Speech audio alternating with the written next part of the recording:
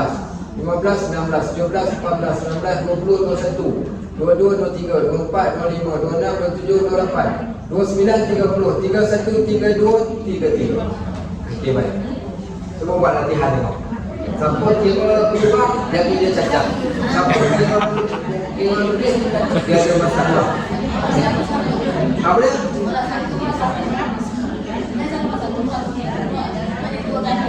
Yang tidak 2 kali susah, hanya 1 kali je. Senang.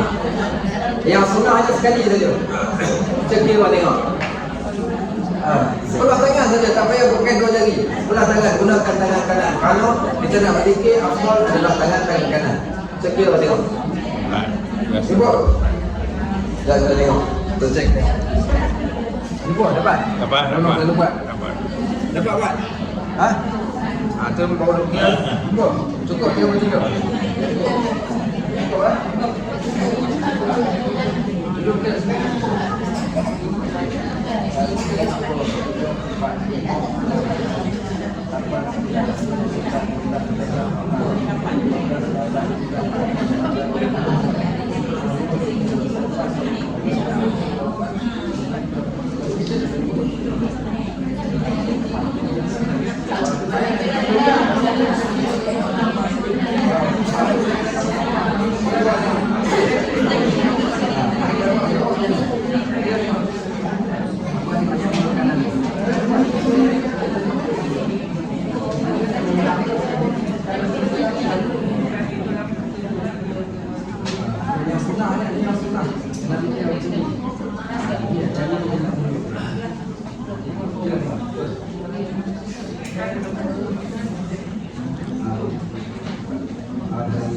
Adalah dapat 1, 2, 3, 4, 5, 6, 7, 8, 9, 10,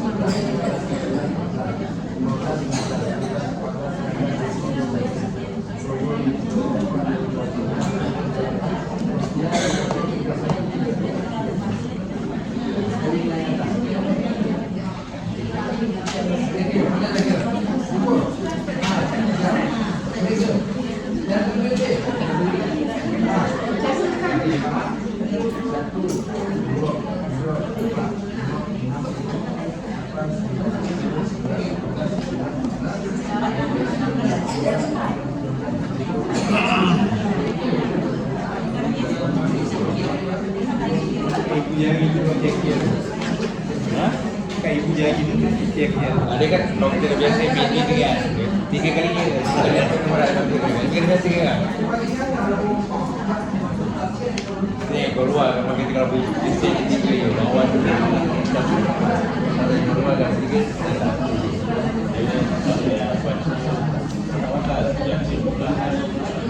Dia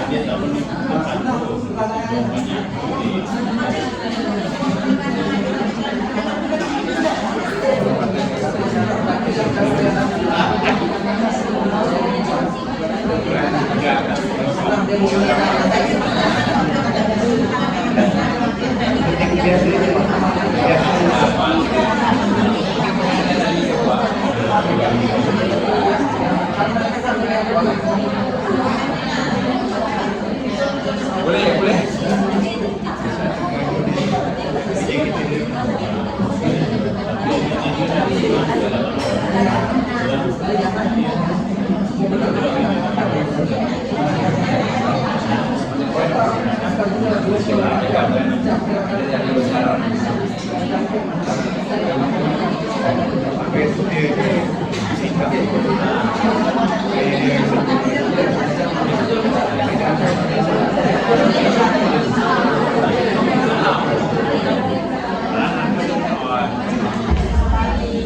Baik, okey. Ada sahabat kita yang tanya, oh itu bukan pakai tangan, pakai otak. Tangan kan? Otak tu of course dia akan bekerja setiap kali kita pergerakan kita, kaki kita yang melangkah pun otak, makan kita, pergerakan kita, solat kita pun otak, tapi tangan yang menggerakkan. Sebab tu kita nak jadikan pahala bukan hanya sekadar pada mulut, tapi pahala akan dapat. Dalam hadis disebut Allah jadikan pada setiap anggota tu ada 360 sendi. Kisahnya seorang sahabat dengan jumpa Nabi. Dia kata, ya Rasulullah, zahaba ahli dusur bil ujur. Wahai Rasulullah, untung orang yang kaya dia boleh beli pahala. Orang kaya boleh bersedekah, orang kaya boleh pergi umrah, orang kaya boleh pergi haji, orang kaya boleh buat macam-macam kebaikan dengan kekayaan dia. Sahabat kami yang kaya ni, yang miskin ni, apa nak buat? Kami tak dapat beli pahala macam orang kaya. So Nabi kata, bukankah Allah jadikan pada setiap tubuh badan kamu ada 360 sendi, dan pada setiap sendi tersebut ada yang pahala sedekah. Termasuk dalam bab kita katakan, kita bukan sekadar nak mulut. Kalau mulut sebut tangan tak boleh dapat pahala, tak. Mulut menyebut mulut dapat pahala. Tangan menggerakkan, tangan dapat pahala. Kaki yang gerakkan, kaki akan dapat pahala itu tadi. So secara tak langsung kita boleh dapat pahala dengan anggota tubuh badan selain daripada mulut tadi, dengan pergerakan yang ada pada tangan kita. Sebab itu mereka para sahabat dan Nabi SAW ketika zaman yang terawal, mereka tidak menggunakan tasbih, tetapi mereka menggunakan tangan yang Allah berikan. Sebab itu ini sunnah apa yang Nabi SAW buat. Yang kedua, barulah next generation selepas daripada itu, mereka mula menggunakan batu kerikil sebagai alat kiraan. Bila digunakan batu kerikil ni, bila mana jumlahnya dah lebih banyak. Contohnya nak berzikir 100 kali, 1000 kali, maka dia memerlukan sesuatu benda. Takkan nak gunakan jari. Yang jari ni afdal untuk zikir 33, 33, 34. Okey, adapun zikir yang banyak-banyak, nak pakai tasbih ke nak pakai apa-apa pun tak ada masalah. Itu yang cara yang paling terbaik. Ini untuk zikir 33. Kat situ saja yang Nabi SAW digunakan jari tangan. Dan digunakan jari tangan kanan kerana zikir benda yang baik, maka at-tayammum iaitu digalakkan untuk menggunakan kanan dalam setiap perkara kebaikan. Baik, next saya kata, adapun manfaat kat dunia ni, ya ada. Itu tak kira sama ada kelingking ataupun ibu jari atau macam mana. Okey, boleh ambil yang ibu jari dulu pun tak apa, tapi make sure 33 lah. Okey, make sure 33. Baik, okey, sekarang kita nak lihat pula. Tadi cerita tentang faedah akhirat. Sekarang apa pula faedah kaki dan tangan untuk faedah dunia? Maka dia kata, bagi manfaat di dunia, engkau berusaha dengan 2 tangan dan 2 kaki pada mencari harta, bonda dan segala tujuan untuk tujuan dunia kita. Kita nak berniaga, kita nak cari rezeki. Ada yang angkat simen, ada yang baju simen, ada yang baju tepung. Baik, ada yang setiap benda, bukan sekadar dunia, yang tu akhirat pun dapat sekali. Kita buat sarapan pagi tadi untuk ahli keluarga kita. Pagi ni Kak Pihah masak apa, tak ada buat apa. Sekarang hari tu buat apa melenggang. Tahu apa melenggang? Tak tahu. Orang Melaka tak makan apa melenggang. Orang tahu ada apa melenggang. Apa melenggang ni tak tahu, saya tak tahu lah bahasa Melaka apa. Dia tepung, bancur tepung, kemudian dituang dalam kuali. Dia tuang dalam kuali, dia lenggang dia. Petayam. Okey, itu nama lenggang tu. Lepas tu nama apa melenggang. Kita Okey, sama. Ketayak kami tak panggil ketayak satu macam ketayak belah. Okey. Yang kedua ada satu lagi orang panggil peknga atau peknga. Peknga tu lempeng. Orang utama panggil peknga. Kenapa peknga? Tempek dalam belanga. Okey. Saya kata dia jadi peknga. Okey baik. So orang sini panggil lempeng. Lempeng kepala pelapuk semua. Okey baik. So dengan kaki tangan kita dapat keluar santan. Besar pahala mak-mak kita di zaman dahulu. Mereka yang bayangkan tengok nak masak pagi. Sebab tu mak-mak kita dulu tu kawan tau kena tu sangat. Bukan berubah, dia buat kerja yang kipas angin tak ada aircon. Pagi baru dia nak masak tengok alamak pak hang kayu tak belah lagi turun ke bawah. Mak kita pegang kapak belah kayu, bawah kayu belah. Kemudian kopek kelapa, dapat kopek kelapa, pupuk kelapa pula, dapat pupuk kelapa, peluang santan pula, dapat peluang santan. Tengok-tengok nak masak tengah hari. Nak buat, kalau nak buat kari nak pakai umpan jiling. Umpan jiling tu bila kena rendak dulu cara kering, halwa campur, jentan manis, jentan putih, rendam dulu dah lama, letak kat atas batu giling. Giling tu berkembang je, giling tolak depan tarik belakang, tolak depan tarik belakang, peluh tarik peluh, lagi. Baik itu yang sedap kan? Itulah cerita. Semua tadi itu beroleh pahala kebaikan di dunia dan juga dekat akhirat. Baik, yang seterusnya dan engkau memelihara dengannya daripada kemudaratan seperti lari dengan kaki. Seperti lari dengan kaki bila mana dikejar daripada binatang buas, dan seperti menolak dengan tangan kejahatan orang yang menerkam terhadapnya. Waktu ketika kita pergi bekerja ada kemudaratan, lari daripada orang, lari daripada binatang buas, maka kesemuanya Allah jadikan manfaat. Bayangkan kalau seseorang tak boleh berlari, apa kesan yang akan berlaku kepada dia. Dan bayangkan kalau sekiranya seorang yang tidak mempunyai kaki dan tangan kena menggolek kita, lambat datang hari ni kat tengah, Ustaz dia kata bentuk sakit nak golek. Okey baik. Kata kita hebat manusia yang Allah ciptakan kaki dan tangan. Maka dia kata cara bagaimana nak mensyukuri nikmat tangan dan nikmat kaki, engkau pakai keduanya pada segala ketaatan dan engkau pelihara keduanya daripada setiap perkara maksiat. Oleh itu engkau jangan menyakiti dengan dua tanganmu sesuatu yang diharamkan di sisi syarak pada menyakitinya. Walhamdulillahirabbil alamin. InsyaAllah nanti kita sambung itu. Sebab ini topik penting, iaitu menyakiti dengan dua tangan, apa kesan daripada kita menyakiti orang dengan dua tangan tadi. Baik, ada persoalan nak tanya? Dan peristiwa tetap jalankan. Sekarang ni mana dia jalan, kurang kalau dia jalan naik kenderaan. Jadi baik, macam mana? ada soalan. Okey, tadi Ustaz kata hadis orang yang berjalan kaki. Macam mana dengan orang yang menaiki kenderaan? Imam An-Nawawi dia berkata di antara perkara baharu pertama yang berlaku di Madinah selepas kewafatan Nabi SAW, manusia berkenderaan pergi ke masjid.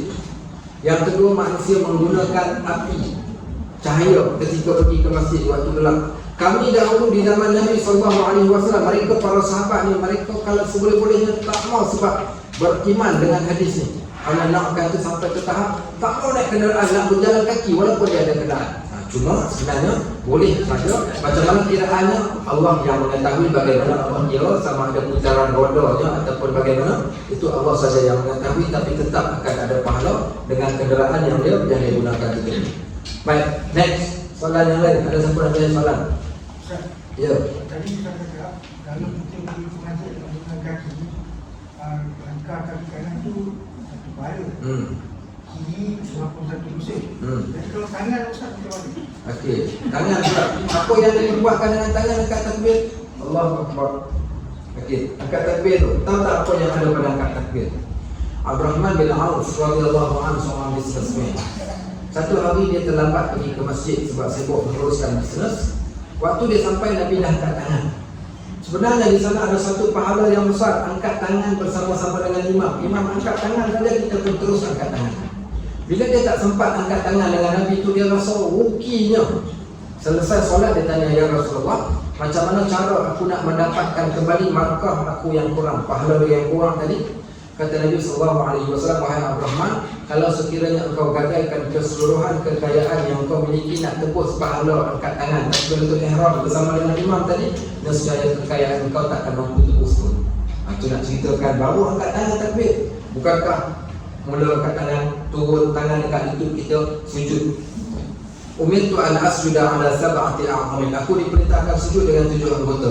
2 kaki, 2 lutut, 2 tapak tangan dan ini. Okey, so menunjukkan tangan menggunakan. Baik, ketika kita membaca Al-Quran, Al-Quran yang paling hebat. Orang baca Al-Quran pakai perut tak?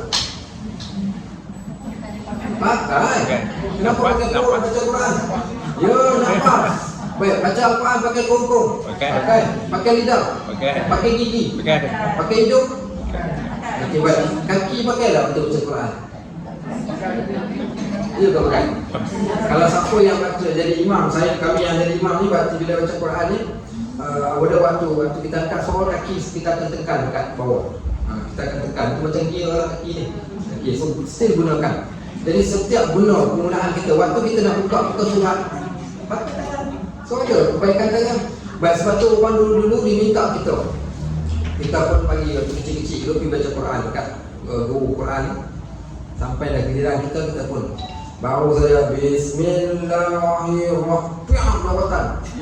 Kita tak berhenti. Mana penunjuk? Penunjuk tak ada. Kau turun kat bawah sekarang juga pergi cari penunjuk. Turun ambil penunjuk, naik atas balik. Bismillah, piak lawatan pula. Faham pula. Dan tanya kenapa? Yang kau pergi patah ke buka pengaruh satu tu kenapa? Jangan penunjuk lain. Pergi keluar ambil penunjuk lain pula. Baik, dia suruh tak bagi je. Dia minta kita tunjuk juga. Siapa yang tak tunjuk memang. Sebab tu orang dulu bila baca Quran dia tunjuk. Kita hari ni dah gagal lah kita tunjuk. Kenapa tunjuk? Kerana nakkan pahala pada jari kita yang sentiasa menunjukkan Al-Quran kita. Dapat pahala? Okey. Baik, next. Ada soalan lain? Tangan ni boleh menghapuskan dosa. Tangan, of course, setiap innal hasanat yuzhibna sayiat. Setiap kebaikan akan menghapuskan dosa-dosa. Ittaqillaha haitsu ma kunta. Bertakwalah kepada Allah ke mana saja tempat kau berada. Wa atbi'as sayyi'atal hasanata tamhuha. Dan jejakilah setiap dosa yang kau lakukan dengan kebaikan.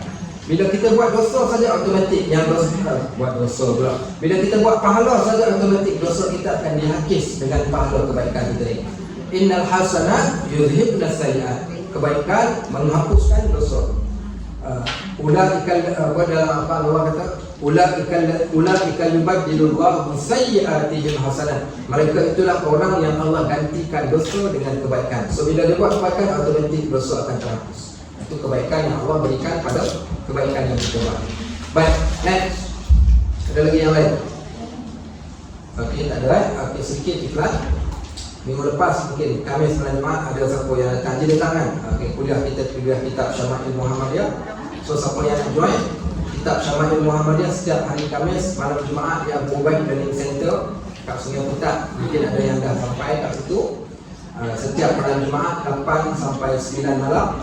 Yang kedua kelas bahasa Arab. Okey, kelas Arabic for beginners. Saya start daripada zero, from zero to hero. Okey, daripada kosong. Apa yang tak tahu basic, tak reti menulis pun datang. InsyaAllah kita ajar sekali menulis.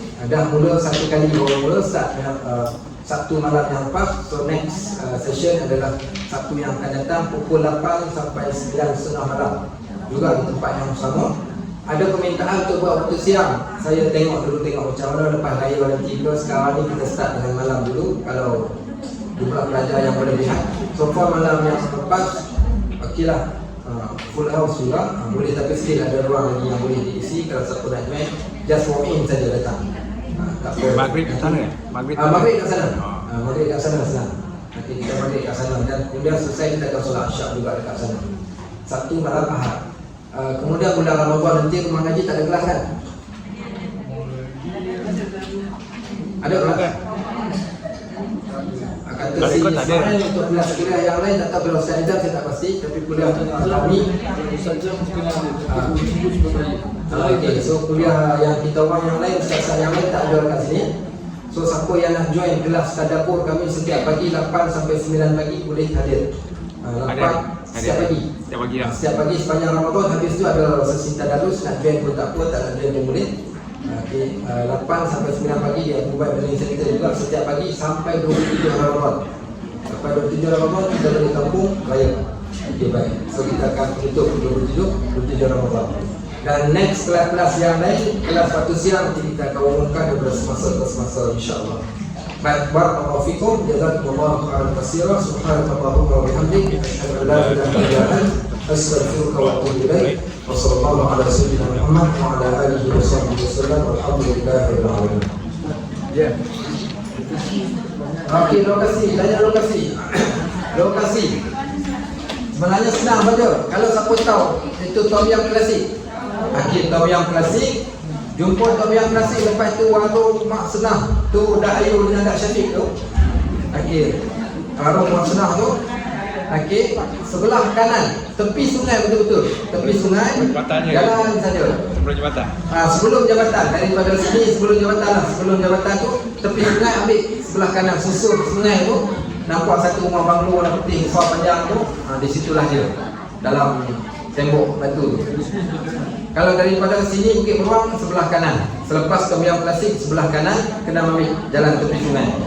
Kalau daripada Batu Berendam selepas sungai ambil kiri. Okey. Dia yang mudah jembatan je. Yang mudahnya sebelum jembatan. Main terlepas jembatan terlepas. Kalau sampai terlepas jembatan tu dah dia terlepas ada sebelum betul-betul sebelum jembatan. Dia pasal tak perasan sembok tu belakang tu. Dia Bukan tak kilang, perasan sembok. kilang PPK tu kan. Kat kilang trafik light tu belakang kilang. PPK tu. Belakang kilang. Kalau tadi boleh kontak kita orang, kita bagi location. Boleh kontak saya pun tak apa. Nanti kita bagi location. Ya, ya. Okey, jadual pengajian so far kita baru ada 2 kelas sebab kelas mengaji Quran sebab dah dekat dengan puasa, jadi saya tak nak letak lagi. Tunggu insya-Allah mungkin selepas raya nanti kita akan buat jadual. Jadual kita ada beberapa kelas, kelas Riyadhus Shalihin, kita ada kelas Tadabbur Quran, kita ada kelas Syama'il Muhammadiyah, kita ada kelas tafsir, okey, kita ada kelas hadis. Kemudian kita ada kelas daurah-daurah yang lain termasuk Jawi dan Qad. Okey, termasuk juga bahasa Arab, termasuk juga tajuk-tajuk khusus yang kita pilih yang one off sekali kelas. Contohnya macam The Amazing Quran, okey, untuk kanak-kanak dan orang dewasa. Begitu juga dengan topik-topik. Kita ambil topik pasal zakat sahaja, topik berkaitan wasiat sahaja. So nanti kita akan keluar daripada semasa ke semasa. Boleh buka je page saya, page Abu Baik Official tu, Facebook tu, kat situ pun boleh. Kita boleh tengok insya-Allah. Nombor telefon 019 416 1234. Okey, hantar mesej kat saya, nanti kita bagi location. Insya-Allah. Ya.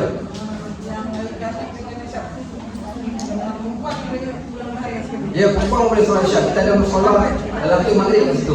Maghrib dan Isyak kat situ. Boleh terus pergi saja. Saya ingat saya kelas Syama'il tu orang yang paling jauh datang PJ dengan Damansara. Itu paling jauh. Okey. Paling dekat orang sekitar sini lah. Ada yang Jasin, ada yang macam-macam lah. Ya. 019 dan tulis 019 416 1234. Nanti hantar mesej kat saya bagi location insya-Allah. Okey. 10 malam terakhir saya jadi imam untuk Qiyamul Lail. Tiap-tiap malam tu melainkan malam 23 dekat Kaizen Hotel. Lain daripada tu, melainkan malam 27 saya di Masjid Kemudian. Baki malam 10 terakhir tu saya di Masjid Al-Wahab, Kementerian Tujuh. Tapi sebelum solat tarawih sepanjang malam tu di Masjid Kuala, dia orang ikat di motor kontrak. Okey. Baik, alhamdulillah, alhamdulillah. Assalamualaikum warahmatullahi wabarakatuh.